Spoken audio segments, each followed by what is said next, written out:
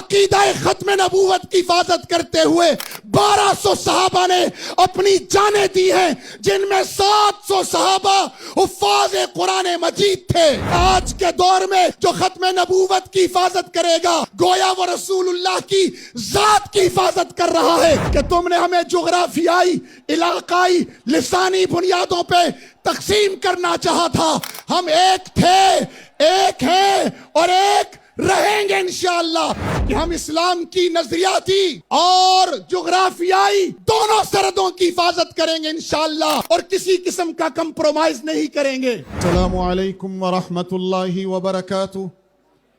الحمدللہ وحدہ والصلاة والسلام علی من لا نبی بعدہ، اما بعد۔ قابل صد احترام حضرات علماء کرام، مشائخ عظام، پوری دنیا سے تشریف لائے ہوئے انٹرنیشنل ختم نبوت کانفرنس کے مہمان اور ختم نبوت کے پاسبان بنگلہ دیش میں شیخ الحدیث و تفسیر حضرت مولانا عبدالحمید صاحب اور ان کے رفیق خاص ناظم اعلیٰ ختم نبوت مولانا عماد الدین صاحب اور ان کے جملہ رفقا، رضاکار اور دیگر وہ تمام تنظیمیں اور جماعتیں جنہوں نے آج میرے حضور صلی اللہ علیہ وسلم کی ختم نبوت کی حفاظت کے لیے مجلس سجائی ہے، میں ان سب کو خراج تحسین پیش کرتا ہوں، اور ان کے ساتھ ساتھ بنگلہ دیش کی غیور عوام کو، بنگلہ دیش کے نوجوانوں کو، بنگلہ دیش کے تاجروں کو، کالج اور یونیورسٹی کے اسٹوڈنٹس کو، مدارس دینیہ کے طلباء کرام کو، کہ جنہوں نے ایک مرتبہ پھر بنگلہ دیش کی سرزمین پر لا الہ الا اللہ کے نعروں کو عام کیا ہے۔ میں اس پر تمام نوجوان طلباء اور تمام زعماء کو خراج تحسین پیش کرتا ہوں۔ ختم نبوت کی حفاظت میری ایمانی ذمہ داری بھی ہے، اور خاندان علامہ انور شاہ کشمیری کی نسبت کی وجہ سے خاندانی ذمہ داری بھی ہے۔ مقدمہ بھاولپور ہو یا 1974 کی اسمبلی کا فیصلہ ہو یا کشمیر کے اندر ختم نبوت کی حفاظت کا معاملہ ہو، ہم اسے اپنے ایمان اور اپنے دین کی اساس سمجھتے ہیں۔ امت کا مسائل میں اختلاف ہوا کرتا ہے، امت کا عقیدے میں اختلاف نہیں ہوا کرتا۔ جو عقیدے میں اختلاف کرتا ہے وہ امت سے خارج ہو جاتا ہے۔ مسئلہ ختم نبوت سمجھانے کی حد تک تو مسئلہ ہے، لیکن در حقیقت یہ امت کا اساسی عقیدہ ہے، اور اس عقیدے سے جو باہر ہوگا وہ امت سے باہر چلا جاتا ہے۔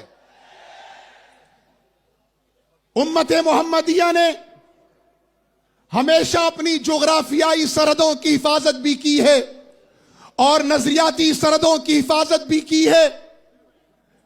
صحابہ کرام نے غزوات نبوی میں جتنے صحابہ شہید ہوئے ان کی کل تعداد مورخین نے 259 لکھی ہے۔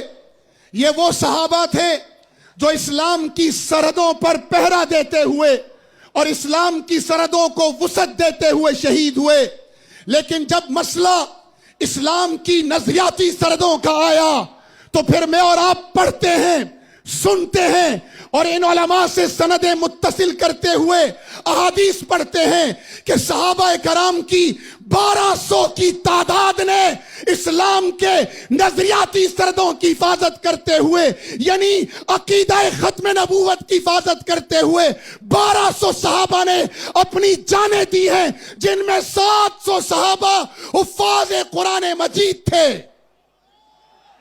یہ مسئلہ ہمیں بتاتا ہے کہ ہم اسلام کی نظریاتی اور جغرافیائی دونوں سرحدوں کی حفاظت کریں گے انشاءاللہ، اور کسی قسم کا کمپرومائز نہیں کریں گے۔ میں ایک بات کر کے اجازت چاہوں گا۔ میرے جد امجد حضرت مولانا شاہ انور شاہ کشمیری رحمہ اللہ فرمایا کرتے تھے، ایک ہے رسول اللہ کے اقوال کی حفاظت و خدمت، ایک ہے رسول اللہ کے افعال کی حفاظت و خدمت، اور ایک ہے رسول اللہ صلی اللہ علیہ وسلم کی ذات اقدس کی خدمت اور حفاظت، رسول اللہ کے اقوال کی حفاظت احادیث رسول اللہ ہیں۔ مولانا عبد المالک سے لے کر حضرت شیخ عبد الحمید تک اور تمام علماء کرام ہمارے اکابرین اس اقوال کی حفاظت کر رہے ہیں۔ دین کی بہت بڑی خدمت ہے، اور رسول اللہ کی سنتوں کی حفاظت یہ افعال رسول اللہ کی حفاظت ہے، اور یہ بھی امت سر انجام دے رہی ہے، اور ایک بہت بڑی خدمت ہے۔ لیکن رسول اللہ کی ذات کی حفاظت ان دونوں سے بڑھ کر ہے، اور ختم نبوت رسول اللہ کا ذاتی وصف ہے۔ اس لیے آج کے دور میں جو ختم نبوت کی حفاظت کرے گا گویا وہ رسول اللہ کی ذات کی حفاظت کر رہا ہے۔ اسی لیے انور شاہ نے فرمایا جو آج کے دور میں ختم نبوت کی حفاظت کرے گا میں اس کے جنت کی ضمانت دیتا ہوں۔ دوسری بات، بنگلہ دیش کے لوگوں، ہر نبی کی نبوت کا ایک مقصد ہے۔ میرے آقا کی نبوت کا مقصد تھا لِيُظْهِرَهُ عَلَى الدِّينِ كُلِّهِ، دنیا میں اللہ کے دین کا غلبہ بذریعہ جہاد فی سبیل اللہ۔